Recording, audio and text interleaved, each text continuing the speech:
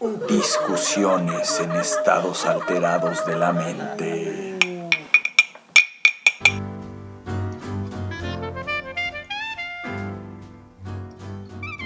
Hola, ¿qué tal, amigos? Muchas gracias por estar una vez más aquí con nosotros en el programa. Yo soy su amiga Mariana Uribe y él es Luis Carreño Alonso, transmitiendo desde la región de Francia, Lyon, en Rhône-Alpes. Es un gran honor poder estar con ustedes otra vez, porque el día de hoy tenemos muchos textos que son pues de comentar y que bueno, hemos traído aquí para todos ustedes. ¿Cierto, Mariana? Tenemos varios temas de interés, profundización sobre la sexualidad del hombre, el erotismo, y después pasamos a unos cuentos hechos a través del estado de alteración de la mente de algunos de los escritores contemporáneos de la actualidad en Francia. Claro que sí, actualmente se está viviendo un movimiento muy fuerte, que son todos estos escritores mexicanos que se fueron a Europa en busca de suerte y que pues están intentando escribir de una manera nueva que muchas veces no es tan aceptada. No sé tú cómo veas eso. Yo creo que es muy interesante la propuesta que nos vienen ofreciendo. Creo que estos chicos juegan con textos que ya estaban en el pasado, pero les dan todo un giro de 360 grados y nos meten en un mundo nuevo de ideas. Se me hace muy interesante y es algo que nuestros radioyentes van a ser muy felices cuando lo escuchen. Bueno, sí, fíjate que es bastante interesante el hecho de que, bueno... Yo creo que la mente juega un papel muy particular. Sí. En el momento de pasar del estado de sobriedad, pasamos a un estado de alteración de la mente. A un estado de alteración. En el que esta misma se vuelve más profunda. Repetitiva incluso. Yo diría que simplemente sale del subconsciente lo más humano de la naturaleza. Por lo menos lo más real. Y es ahí donde yo quería terminar este punto. El hecho de que son algunas creaciones auténticas, bueno, son auténticas todas, pero de creación original. Y también se tiene esta parte de pues estos discursos nichesianos que tenemos ahí metidos y de muchísimos autores. Luis, ¿qué opinas sobre el primer texto llamado Tratado conforme a la fidelidad del mono? Bueno, hay que leerlo y para que se den una idea a los radioescuchas de lo que tenemos aquí enfrente y después lo comentamos. ¿Cómo ves, mi Mariana? Estoy contigo, mi Luis. Vale. Esto es Tratado conforme a la fidelidad al mono. Es un tratado que habla sobre la libertad sexual. Dice así, tal cual. Hablando sobre el mono como el miembro genital de la mujer o el hombre, del que aflora todo poder de vida futuro, llegamos a la conclusión de que el mono puede ser la resolución a los problemas de infidelidad que el ser humano ocupa. Llegamos a la conclusión, después de un arduo trabajo, que la única y exclusiva fidelidad que el ser debe ejercer innatamente es la fidelidad hacia su propio mono, con mayúsculas. Estando en un estado de soltería, el Homo sapiens hoy consolidado como el hombre contemporáneo le es fiel a las peticiones de presión placentera que demanda el mono. En otras palabras, el hombre mantiene contacto sexual con otros de su especie sin importar el número, con el único fin de que el mono obtenga su placer. Asimismo, el ser en su estado de compromiso en una relación entrega sus facultades mentales, sentimientos, expectativas, capacidades y acciones con el único fin de darle placer al mono, aunque esto implique que el mono solo pertenezca a un ser, ya que se completan los requisitos para ser un monopolio. Y ahí, bueno, viene el juego de palabras entre el mono con mayúsculas y el polio. Esto lo escribió Luis Carreño y Mariana Uribe juntos en una sesión que tuvieron de Hasta el pitismo juntas. Luis, yo lo veo muy interesante. Creo que estamos hablando sobre la naturaleza del hombre, sobre cómo los estímulos primarios del placer, cómo el hombre usa sus capacidades mentales para darle placer a estas necesidades primarias. Cómo ejerce su fidelidad no hacia otro ser, no hacia otros seres, sino hacia él mismo, hacia las necesidades primarias de su cuerpo, es decir, su miembro sexual, es decir, el mono.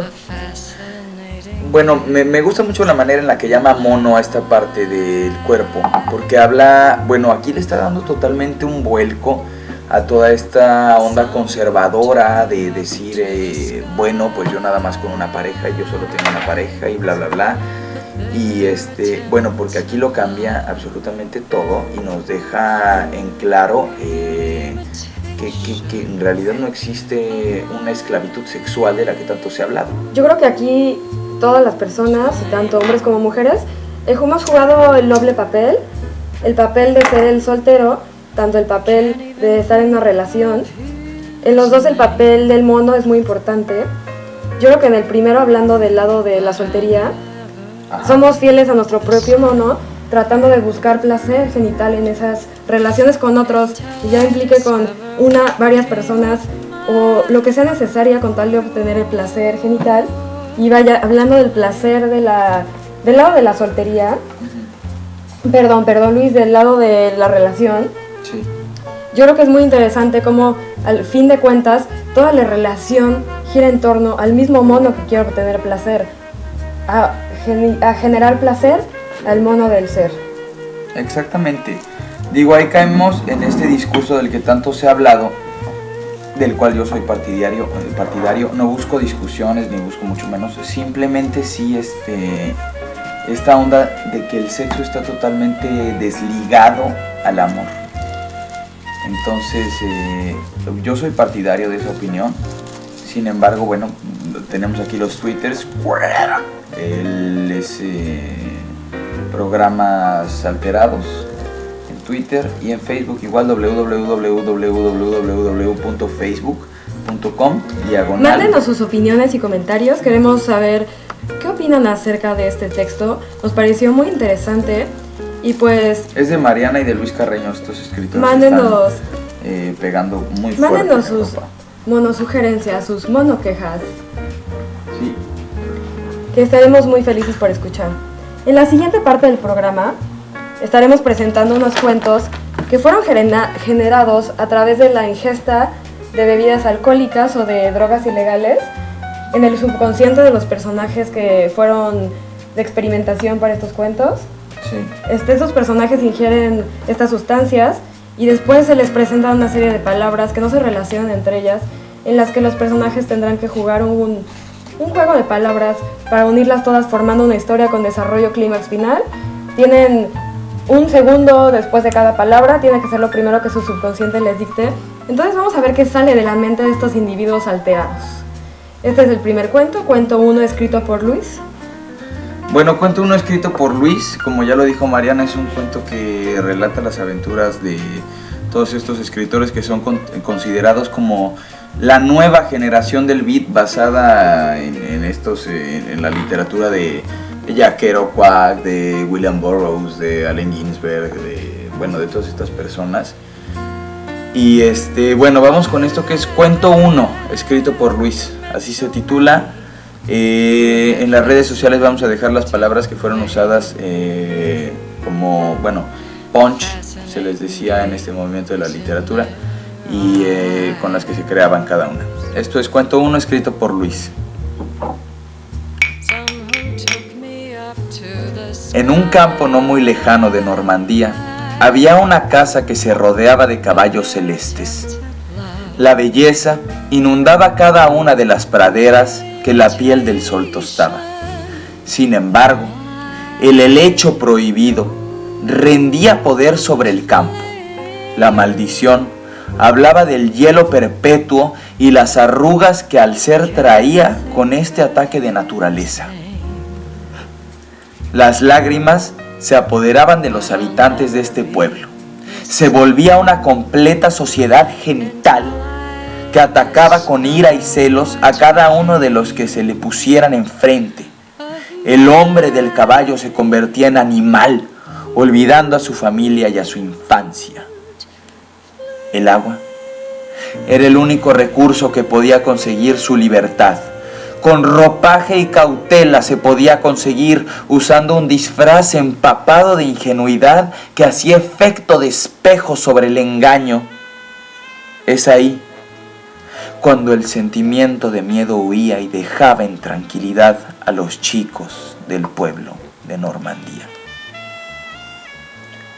Luis, yo creo que es muy interesante estas palabras que nos acabas de leer.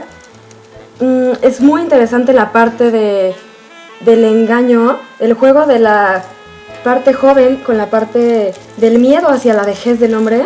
Se me hace muy interesante en cómo el espejo es el elemento que salva al hombre.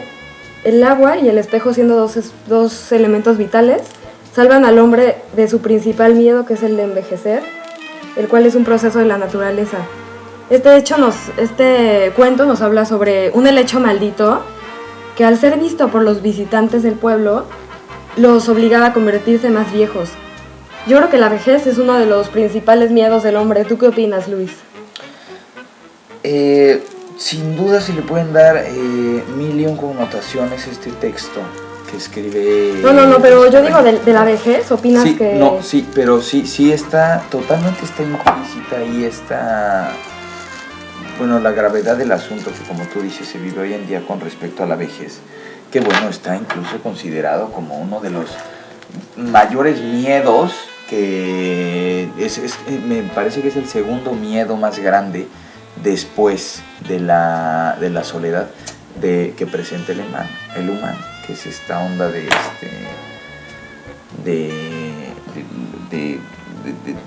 volverse, bueno, uno anciano y de caer en olvidos y demás cosas. Es increíble este texto. Habla de una profundidad brutal. A mí se me hace muy interesante el juego entre el agua y el espejo, de cómo algo vital como el agua juega con el espejo, el reflejo del mismo humano. No sé, ¿tú qué opinas, mi Luis? Es un doble juego y al mismo tiempo es un cuádruple juego y al mismo tiempo es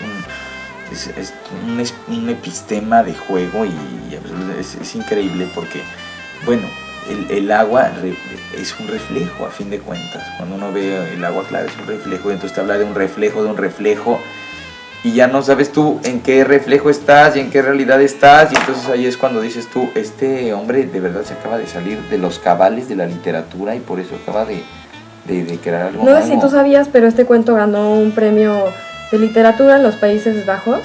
Ajá. Ya que nos relata sobre una aldea de Normandía en la que tiene parte real, está basada en hechos reales este cuento. Tiene claramente la parte de la ficción en la que esta misteriosa planta convierte a las personas en más viejas, pero los antiguos habitantes de este pueblo de Normandía sí creían en el miedo a la vejez, hasta que descubren la manera de no tenerle miedo, sino de solo verla como parte de la vida. Igual que el agua, por eso se habla. De hecho, los espejos eso, estaban prohibidos en ese pueblo. Sí. El único reflejo que ellos tenían era el del agua, su propio reflejo del agua. Eso en eso se basa sí el autor. Y es considerado, lo que me parece increíble es que ese pueblo de Normandía es considerado como uno de los pueblos con mayor belleza y es un pueblo en el que estaban prohibidos los espejos. Entonces se habla, bueno, de esta belleza pura y de esta belleza pues sin esta onda hollywoodense de decir, bueno, es que las es una belleza más sobre la misma naturaleza pura, ¿no? Exacto, sí. Bueno, vamos al siguiente bloque. Sí, claro que sí. Esto se titula El cuento 2, escrito por Mariana. Ok. Y dice así: para encajar con la sociedad, Elisa, perteneciendo a una casta blanca, se dejó cortejar por el caballero de la espada. El susodicho la cortejó, haciéndola ingerir una bebida cuyo paradero se desconocía, y más tarde se introdujo a la joven muchacha, informándole que venía de las tierras de Budapest. Su padre lo había enviado a un poblado cercano a la orilla del río a arreglar unos asuntos familiares. El joven explicaba que una anciana había dejado una canasta en una de las cabañas de la población. La joven muchacha olvidó el tiempo, dejándose llevar por las palabras del joven, sin darse cuenta que al estar parados en un jardín, un 100 pies subía por debajo de su falda. La muchacha se deja llevar por las extrañas sensaciones de su cuerpo que absorbía el veneno, haciendo que su mente llegara a un agujero sin fin. las firmes cortezas de las que la cicuta había sido extraída fueron entregadas a las manos del joven por las manos de la tía abuela de la muchacha. Wow, bueno, este cuento que escribe Mariana Uribe, más o menos por los mismos días que los demás que se han leído, yo siempre lo voy a decir, me fascina este cuento porque tiene un inicio que no termina con el final. Es un inicio que únicamente hace el papel de inicio para entrar a un clima que es totalmente diferente a esta parte con la que comienza el cuento. Entonces eso para mí es de los primeros premios que se lleva este cuento. A mí se me hace muy interesante la parte que el Ciempiés juega en este papel, ya que la joven muchacha sufre una muerte de la cual deja volar la imaginación del lector, ya que el lector no sabe si la joven muere a causa del ataque provocado por el Ciempiés o a causa del veneno que le otorga el joven a la muchacha. Además de que al final deja volar la imaginación del lector diciendo que la tía abuela había entregado la cicuta extraída de las raíces, la cual el joven le da a la muchacha para tomar. Yo creo que deja mucho que pensar al autor y deja que él haga un final libre al mismo cuento. Este final que bueno, claramente se ve bañado de esta surrealidad, que no sé si está bien hecha la palabra, pues hace que entre esta parte del lector como propio autor. Le cede, yo creo que esta parte del final, de decir, bueno, pues lo que viví fue cierto, no fue cierto, que fue realmente lo que pasó. Y entonces le da al autor esta pluma con la que él mismo va a escribir el final. Bueno, ustedes ya lo habrán escuchado y cada quien le pone el final que... Exactamente, el autor decide si la joven muere a causa del Ciempiés, o si es que muere a causa de la cicuta. O si no muere incluso. Es un cuento muy... bueno, que se debe de leer con esa profundidad, con la misma conexión. Además, sabes que siento que lo vuelves a leer y sigues descubriendo cosas diferentes en él. Depende del humor en el que lo leas, sigues teniendo un diferente final. Hay una leyenda muy famosa sobre este cuento que dicen que si uno lo lee con diferentes géneros de música, como decía Mariana, la connotación va a ser totalmente diferente. Entonces hay un estudio muy divertido que hacen donde le dan este cuento o esta historia a leer a varias personas y se los dan con diferentes géneros de música. Entonces al que escucha rock alternativo pues le da una diferente onda, al que escucha metal le da una diferente onda y el que escucha reggaetón pues una totalmente diferente vuelta a este cuento.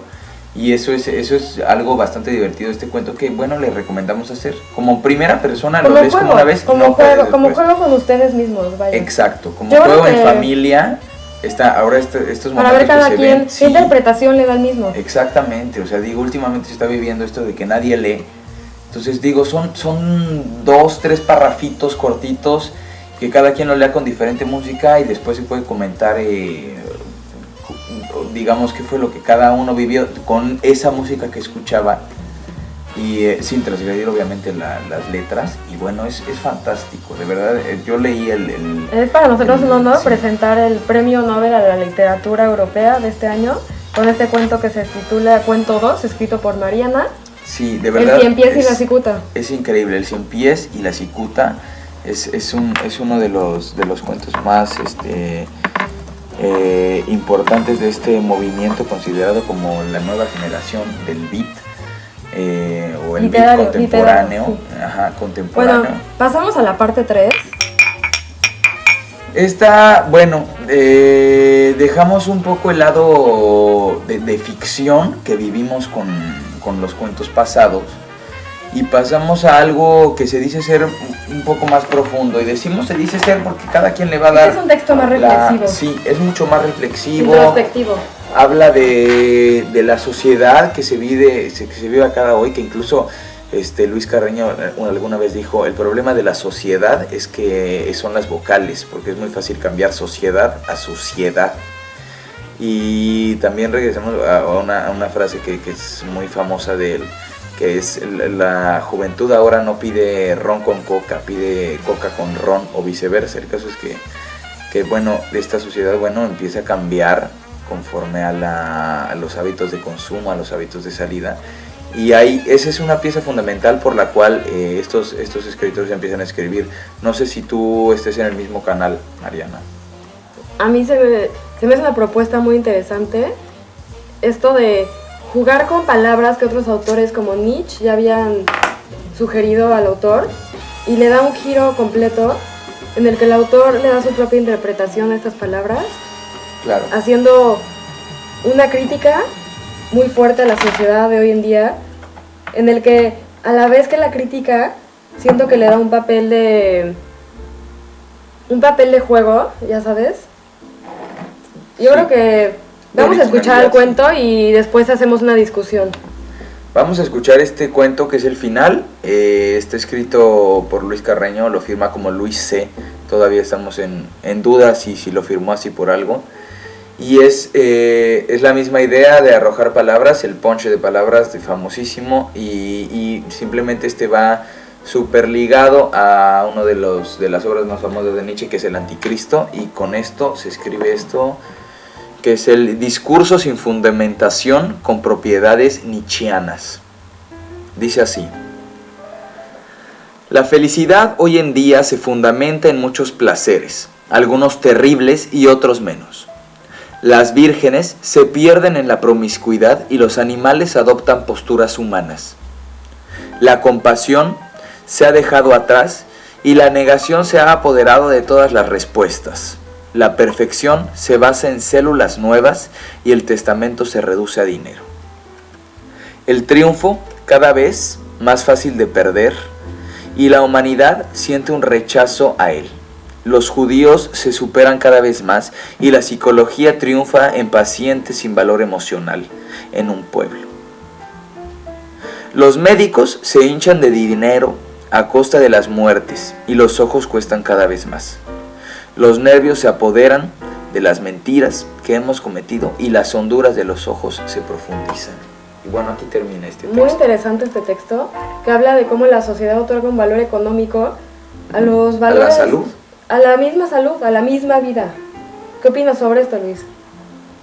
De otorgar un valor económico a los principios básicos de la vida del hombre. Yo siempre he coincidido y siempre he tenido cierta reserva a toda esta genealogía de la medicina, porque muchas veces pues sí parece que muchos de nuestros médicos únicamente se aprovechan de la necesidad humana, de la salud y de bla bla bla, y esto lo explica bastante bien este famoso discurso sin fundamentación con propiedades nietzscheanas, que el título me parece, aberrante en cuestiones literarias. De verdad me parece increíble. Yo creo que la parte más interesante es el título de nuestro programa, que juega con la alteración de la mente y cómo en el fondo el autor piensa esto de la sociedad. Cómo en el fondo el autor cree que todo es una máscara, que la sociedad es falsa y que en el fondo todos queremos obtener un beneficio propio. Es este discurso totalmente... Es una crítica muy, muy, muy fuerte, yo creo... Sí, exacto. A toda esta onda contemporánea es una crítica mucho muy, valor, muy yo fuerte. creo que tuvo mucho valor el autor, porque está ejerciendo su libertad, pero está haciendo una crítica hacia el mismo gobierno de una forma directa, hacia la misma sociedad de hoy en día y hacia cómo el hombre ha cambiado y cómo todo le da un valor monetario. Sí, es terrible, es increíble cómo en todos los movimientos literarios, musicales e incluso teatrales se vive esto. Y bueno, pues así nos despedimos de este programa. Esperamos que les haya gustado y los dejamos con esto que se llama Fiesta. Es de Luis Ignacio Helguera, junto con Bate, es del disco de Urbe Probeta, que son este movimiento literario que decidieron poner música a los poemas de toda esta gente. Y bueno, me parece increíble lo que hicieron con este disco. Los dejamos con esto que es Fiesta. Y pongan mucha atención a las letras porque es importante cada una de las cosas que dicen. Buenas noches. Esperamos verlos en la próxima transmisión. Gracias a todos. Bye.